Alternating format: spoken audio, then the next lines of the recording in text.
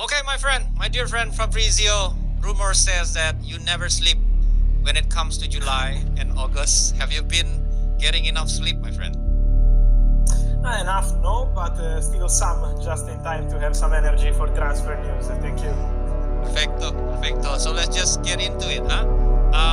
There's a lot of questions coming from the Indonesian fans. We would like to humbly request for you to answer a couple of fans' questions later on, but let's start with everyone's topic that they are very keen to hear from you, which is the battle between Manchester United and Newcastle for the signing of Benjamin Sesko. What would be the deciding factor, do you think, that could potentially get the edge of the signing of Benjamin Sesko? I think it's going to be really important to understand if Man United financially can pay what Red Bull Leipzig want, and obviously what also the player want, but especially the club-to-club topic is going to be very important because Newcastle are ready to pay.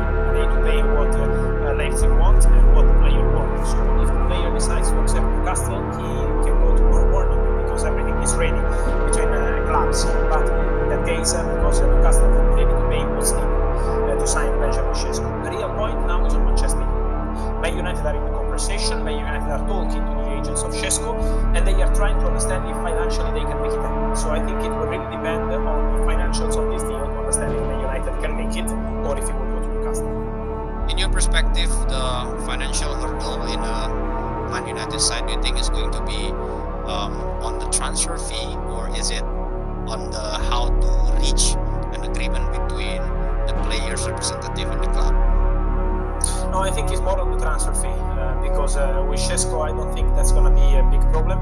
I think it's more the point related to the situation of the club because Red Bull Leipzig will want something around the 70-80 million euros fix plus 5-10 million euros in advance. And obviously for Man United after signing Cunha and Belmo, that could be challenging to pay the money. So we have to see if they can make it happen, if they can sell also some more player after Marcus Rashford. There is the situation of Anthony, Sancho, Garnacho. So Man United are working on the outgoings, but I think they want to try. They called the agent of Sesko in the recent hours, and so they are in the race for Benjamin Sesko. Okay, in terms of, you've mentioned yesterday, if I'm not mistaken, that there is a gentleman agreement between Sesko Camp with Leipzig, with certain clubs that is preferred by the players. Will this willingness of the players will determine probably more of like flexibility in terms of discounted price that Man United could potentially struck a deal with Leipzig? Yes, because at the beginning of the window, the price had to be something close to 100 million euros, and in that case, for Man United, it was important.